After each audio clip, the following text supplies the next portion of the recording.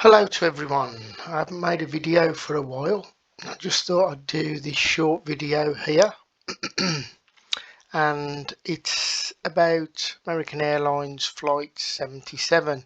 Now I'm going to take a lot of this research from my blog, although I am still conducting research into Flight 77. There's things obviously I can't talk about too much on YouTube because of the censorship. But obviously those that know me know I just don't talk about the real flights. I actually talk about the other issue to do with no flights. So I'm trying to address both sides of this argument of whether there was any aircrafts or not. So I'm just going to keep it at that because I don't want to get censored too much. Here I've got a bit of a slight cough, so have to bear with me on this. So this was something I wrote in 2020 in May, and it's about some evidence to do with Flight 77. Now obviously I'm guessing most know the official narrative, that it took off at 8:20 from Dulles Airport and allegedly crashed into the Pentagon 937. And there are quite a few discrepancies surrounding this flight, so I'm just going to mention some of them here, which I put together.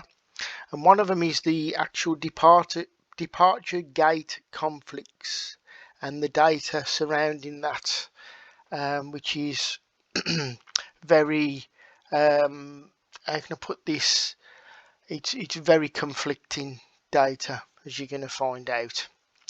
So what we're looking at here is a layout of Dulles Airport, and we've got gate D26, which is the gate that allegedly AA77 departed from, pushed back from, and then took off, taxied out and took off. So that's down here in the corner.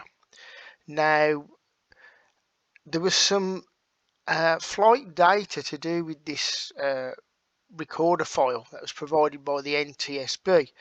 Now this is in relation to the offset data from the runway during departure.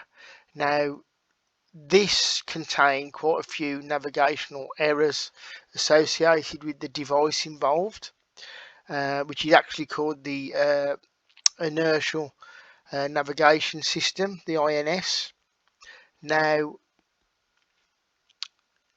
what we're looking at in this picture here, I'm just going to click on this picture. This is the offset. This is the actual data. Now this should be offset to line up with the runway. Now when this should be done prior to the flight. Now this data is actually showing where the plane left from.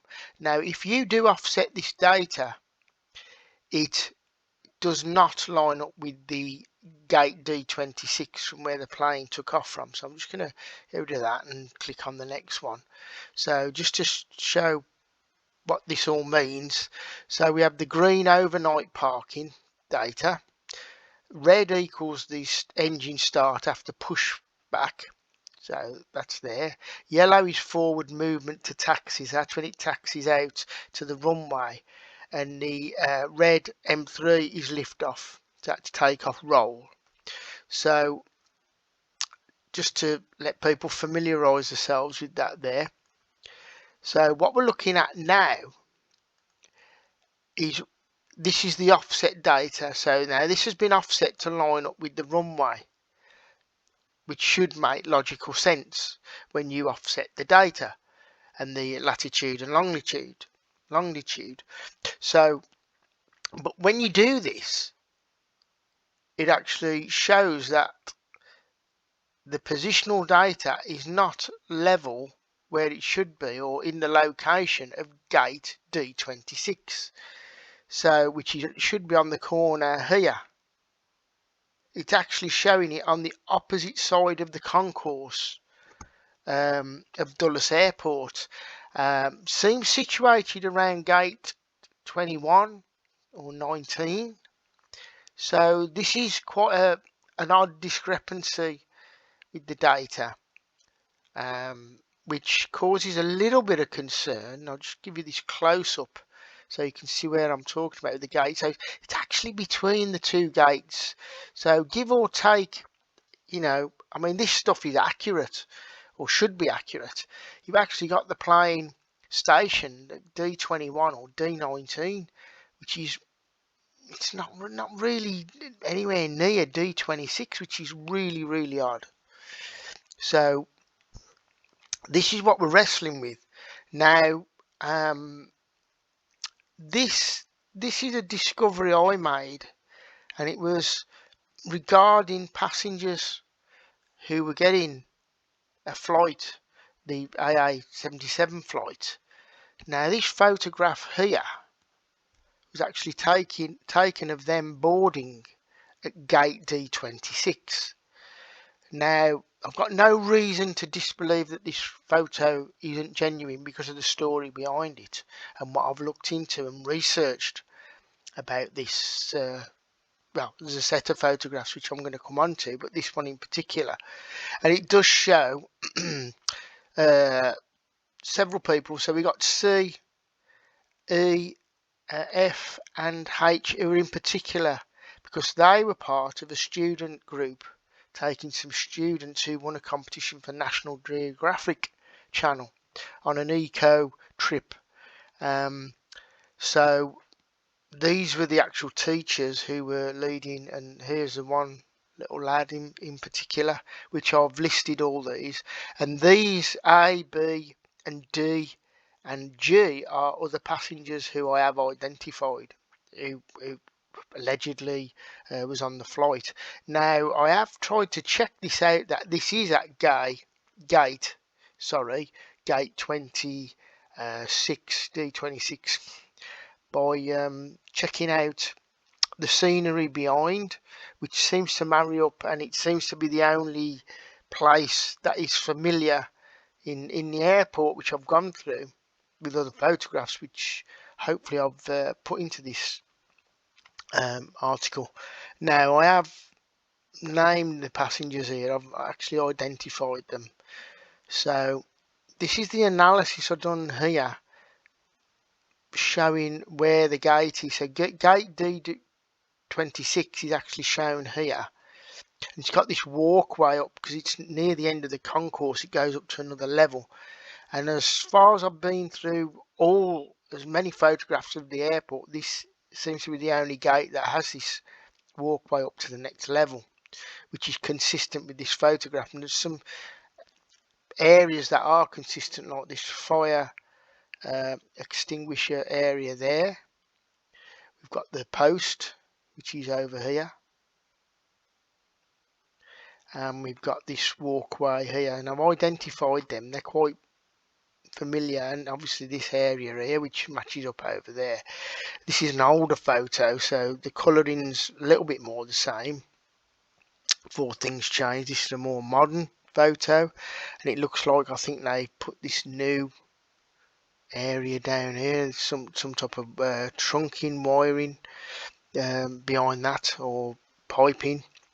I think this was a new addition, this area there. So this is where the American Airlines logos would have been, and writing. So just to clear that up, so it's pretty consistent. Now this is another photo which I found from the particular lady who took these photographs, by the way. I'm not going to name her at the moment. I'll name her at the end. I don't want to have everybody flooding over to trying to get in contact too much or bothering her. But she took this photo. Now, this shows the little lad, the teacher, another little lad there, a girl, another teacher. Now I think another teacher there, and these two are the National Geographic representatives. I don't think they got the flight, or they may have done, I don't know. I must double check on that, but in fact they may have done. But this photo is at the just before they go into the boarding gate area, which is pretty consistent. So I'm pretty convinced that there was some passengers there. And again, I've listed these passengers here from right to left. This is a video I found. Now this was released under a FOIA, Freedom of Information Act, and it shows Mary Ray Soper's profile. So she had a cat with her that she took through the airport.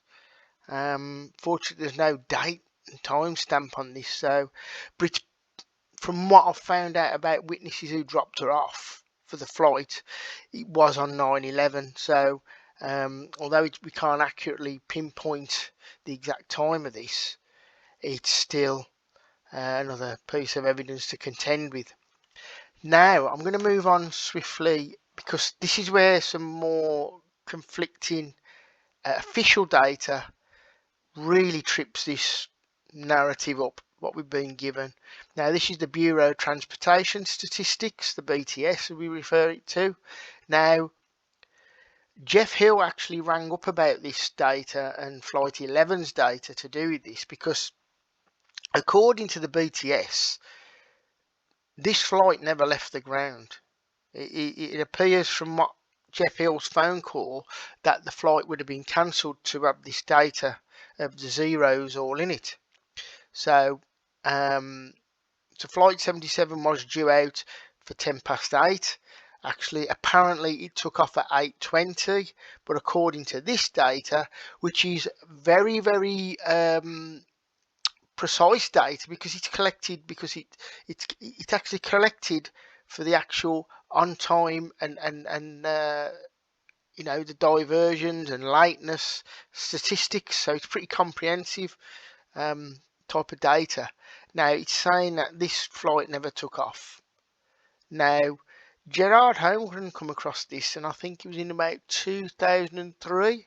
He was a blues guitarist, no longer with us, and passed away in 2010, unfortunately. But he discovered this data. I think when he discovered it, they wasn't even listed in the flights. But apparently when they did list them in the flights, they listed them as that these flights never left the ground. So they did not take off from the ground, according to this official data. Now, this has now disappeared again.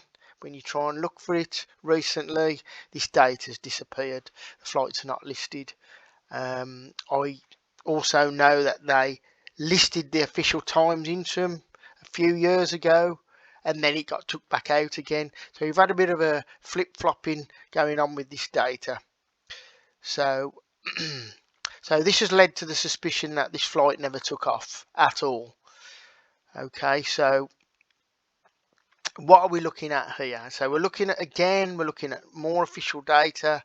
This is the ACARS data, which is the Aircraft Communications Addressing and Reporting System. This is a discrepancy. Now, what I discovered with this was very, very odd. Now, this plane, you know, if you take into the time here, this would have been 10 to 8. When taking the time differences, it's actually listed as 11:49. But it's not, it's actually 7:49 in the morning. Because of the time zones. So we have ACARS actually being sent, which is an uplink from the plane, and we have a downlink, which is sent from the plane down to ground station, although the plane is on the ground at this specific time. So we have the tail number here, and we have the flight number there and tail number. Now, interestingly, at the time the plane is due to take off, we have the tail number, and the flight number is not even listed. It is listed here at 10 to 7, but the tail number's all zeros. So this is very, very strange that this is happening in this data, and this happens recorded twice there, and it's the correct tail number of this plane. So why is this all of a sudden this flight number is unidentifiable? It's a non-existent number flight. It does actually pick up again and become that flight further on in the data, in the next segment of data.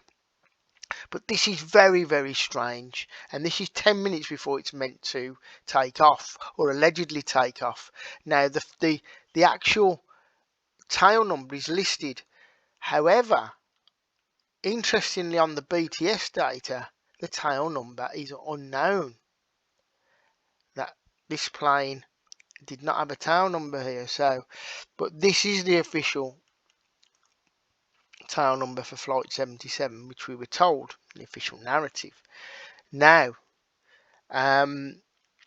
just to move on, because this, again, damning evidence coming in to do with the official data, which been quite lost in a lot of things, I think.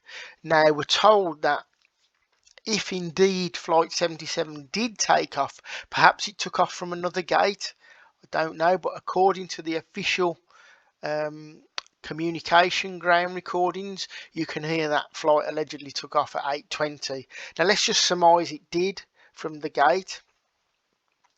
There is a school of thought which I'm going down that the BTS data is actually showing a different plane that was grounded and never took off, which was perhaps identifying as Flight 77, as I've shown in other analysis of the all four flights, other three flights, sorry. They do show that there's some type of duplications going on. Now, I feel, and I'm being drawn from what I'm looking into for the past 10 years, that this is to do with the military exercises of some sort. That why these planes were duped, like being duplicated. So, but I'm going to go into that in more depth and show the evidence for that, because there is evidence for it, especially with my other analysis. And I'm suspecting this possibly could have happened with Flight 77 here. So we're told that Flight 77 took off from Dulles Airport, and 8:57 it turned round and headed back to Washington, even though they've got no actual provable radar data to show this, and even identify the plane. We've just got to take their word for this. Whereas, we just cannot take their word on this. We just cannot do that. So at 8:57, we're told it turned around on the Ohio and Kentucky border and headed back to Washington. Now this is where it gets really, really interesting. Now,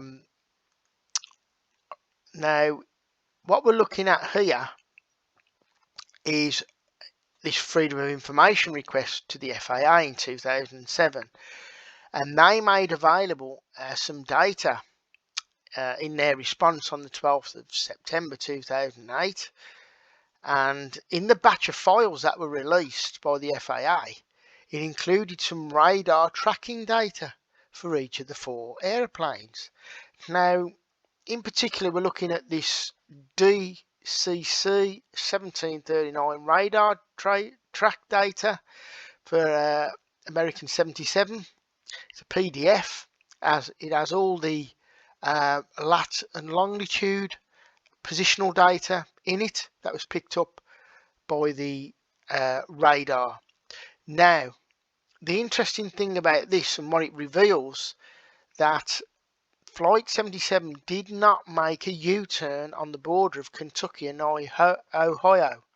It actually didn't turn back and head towards Washington as asserted in the official narrative. It actually continued over Indianapolis Center instead, where Flight 77 continued to fly over Missouri. Now, I'm just going to bring this up so people can see this. These are the positional data in the radar. Now, we're told it turned back and headed back to Washington. What this radar is showing is it's showing it continuing on to Kentucky and over towards Missouri. And it actually goes over St. Louis Airport and turns back round, then disappears off radar. Now, make of that what you will. St. Louis Airport is disappearing off radar. Very interesting indeed, and I will come to that in another video at some point. And a photograph that I managed to obtain from St. Louis Airport, which is very interesting. Unfortunately, I won't be able to publish this photograph in my book for various licensing reasons, but you know, it is public, and it is, you know, I will be able to show that photo at some point, but it's very revealing, to say the least. So we have this showing there they travelled over Missouri. Now, what evidence do we have that other evidence that flight was travelling towards Missouri? Now, in the air traffic control transcripts, they seem to be under the impression, and they've even put here AA77 with question marks, and they're asking how, you know, how they can get tracking him over Missouri if he was in was the target, you know, a little while ago. So they're convinced that that plane was over Missouri. So this is in the transcripts. You can look for this. This is on page 42 and 97, and you know, there's a conversation there about that. In fact, there's two conversations. When I wrote the article, I've only included this, but there we go. That's that one particular one. Now, another thing is, which I'm just going to mention, which isn't in the article, but I do talk about it. Just mention it. It's the ELT, which is the emergency transmitter locator. Now, there was not emergency locator transmission signal that went off for flight 77 impacting the Pentagon. Now, that should have happened. Now, according to the 9/11 Commission, who questioned an expert pilot, you cannot deactivate the ELT manually. So you rule that out. So we should have had an ELT going off, which never went off. As we know in my other analysis, the ELTs for flight 11 and flight 175 went off 2 minutes too early for flight 11, which is very suspicious, bearing in mind you cannot activate an ELT manually in 767s or 757s, according to the Commission's expert pilot, that is. Now, I've got that in writing. And the other thing is, United Flight 175, his alleged ELT went off 4 minutes too early before it crashed. So again, more official data, which is just full of conflicts with the official narrative. Okay, so I've added this in here as a possible airplane swap because it is very interesting. I'm not sure I'll still go with this now, but it's an interesting one anyway, which I do talk about in the article. And this is a coincidence or possible airplane swap. So this is to do with American West Airlines. It was the last plane to land at Ronald Reagan National Airport, which is, we know, just a mile at the back of the Pentagon. So and it's only a national airport, as restricted airspace, but the tail number of this American West plane was N644AW, not AA. It's the same tail number apart from the AW, which is very similar to AA77's tail number, which was A644AA. Now, this is listed here, and it landed at 9:39 at Reagan National Airport. So it did make me question at the time, was this plane used to somehow give it some type of black box data? Because as we know from Callum Douglas's analysis, which is on my blog, that plane wouldn't have had time to do them type of maneuvers to crash into the Pentagon. None of that data added up. If anything, you know, perhaps this flight provided some spurious data to be used. I don't know. I'm not sure if American Airlines is connected to American West. I don't know if it's a subsidiary or brought out somehow. I'm never really followed that up. Might be worth looking into, but it's very interesting.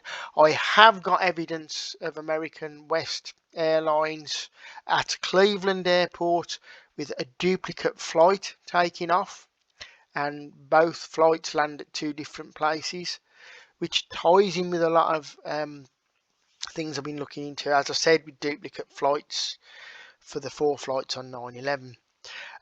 That's without mentioning some analysis I've done with another flight, which was most likely to do with the military exercises, which was Delta 89, not Delta 1989. This is a totally different flight that wasn't even due to take off until later, well later on, towards the evening on 9/11. So this flight is a bit of a mystery. It disappeared off radar over Toledo Way, actually quite near to where there was an ELT mentioned in Ann Arbor, Michigan. So whether that was to do with some type of training exercise of fake plane crashes is something I'm very open to, and the more I'm looking into that area, the more I'm convinced about, because there was not just one flight that squawked the hijack code that day. There was a number of flights. Continental 321 was another one, and when they contacted the pilot, he said everything was okay. Seamlessly unaware that he'd even squawked hijacking code. So just some more information there, which is building a picture. So this is from the BTS, so it just tells you there about the flight. So just an area I followed up.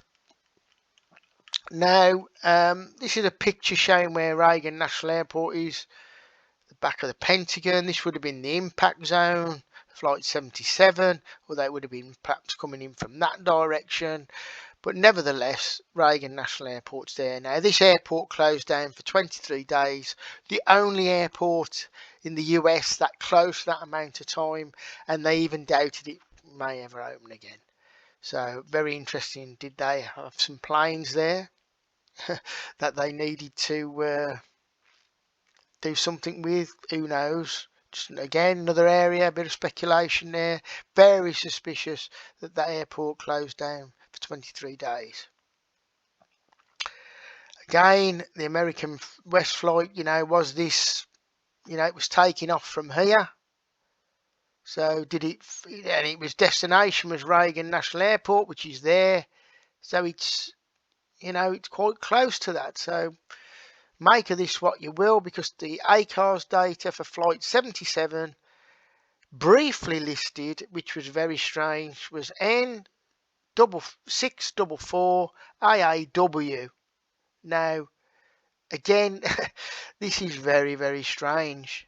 We've got the AA and the AAW, so again, bit of speculation there, what's going on with that. And some more official evidence is the Secret Service. They didn't even think that it was, American Airlines Flight 77 that had crashed at the Pentagon. So this is from, again, more transcripts from the air traffic control, and it even says, I've underlined it, Secret Service in their wisdom is saying that they think it was not an aircraft. So what was it if it wasn't an aircraft? We do have some other things now. The Secret Service did have access to FAA real-time data, by the way.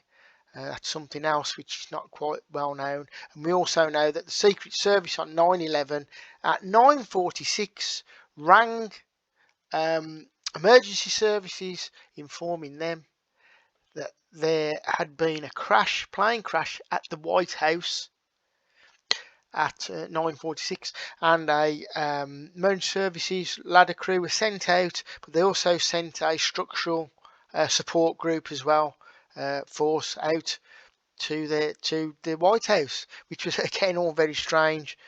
Was the Secret Service, as we know they do, running some type of exercise there, the scenario of a plane crash, and there's a mix-up. This story, is not very well known about this, to do with this call out to the White House, by the way. But I have got the actual one story, and which you can find about that, and it interviews the ladder chief officer to do with what was deployed. So it did happen. That did happen. It's not hearsay. They sent a structural team out. It's all in the article that was written, and didn't seem to get very far. Perhaps I didn't want people knowing too much about that. But interestingly enough, Colonel or Major Nasifani, who organised a lot of exercises, or one particular exercise on 9/11, when the Twin Towers was hit, the North Tower, he actually said that the exercises weren't supposed to start until another hour's time. Now, we know the Twin Towers was impacted by something at 8:46. So if you move an hour on to 9:46, when this report came in from the Secret Service at the White House, then what's happening there? Was that some type of exercise scheduled for there? Now, we know Flight 11, from the data I've accumulated with that and gone through in the NORAD tapes, that it was still in the air and it was heading towards the Washington area at 21 minutes past 9. Now, that's all official data. Again, it's not me making this up. All official data. What was Flight 11 doing on its way to Washington? I'm going to speculate. Was it due to be involved in an exercise at the White House of a simulation to do with a plane crashing into the White House? Again, that's my speculation, but it's a possible explanation for what it was doing there under the circumstances. By the way, this couldn't be mixed up with flight AA77 because of the time differences of when flight 77 was identified and all talk about hijacking. So this is a completely different thing. Now, this was tried to be covered up in the commission report. They don't talk about it too much. They try and talk about a bit of a cock up. There was very told a person, one of the operators, Dooley was her name.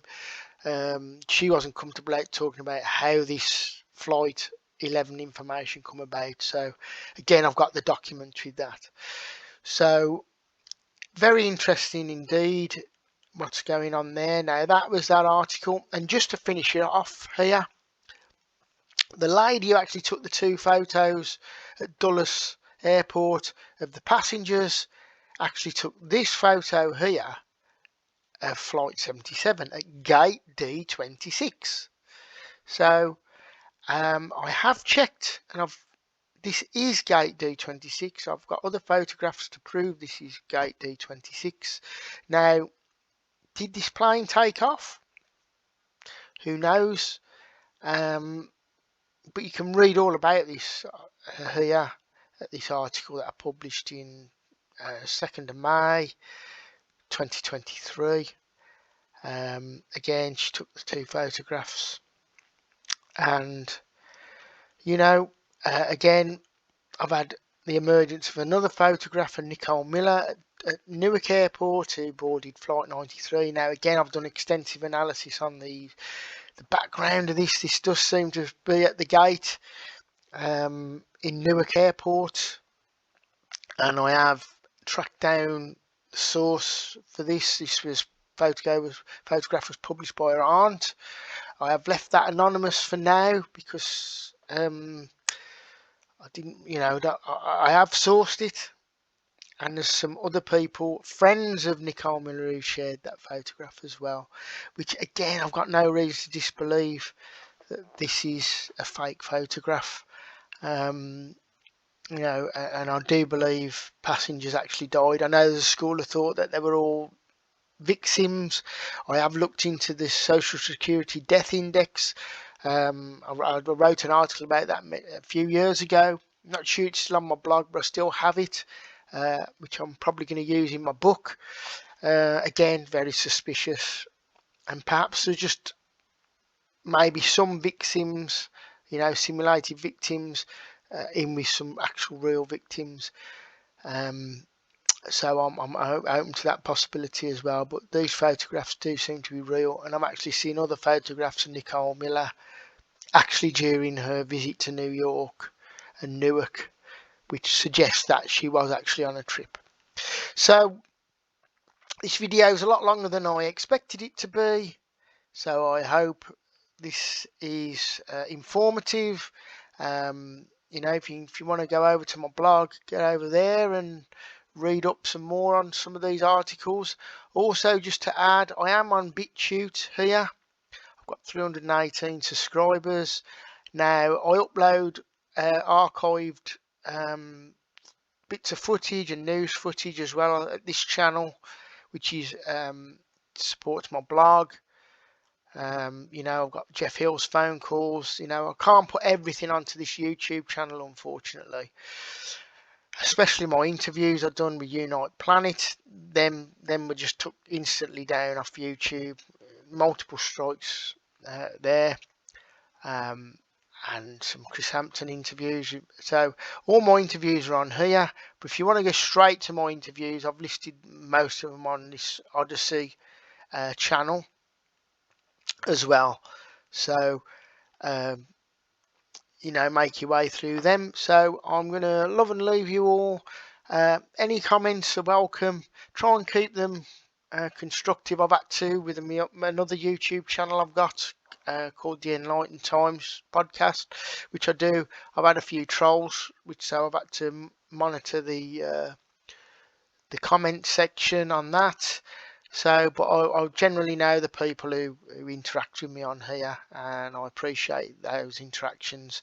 But yeah, any constructive or thoughts or ideas about the information, I'm always open for comments, and look forward to hearing from you all. So stay healthy, everyone, and I'll speak to you soon, and look after yourselves for now. Bye.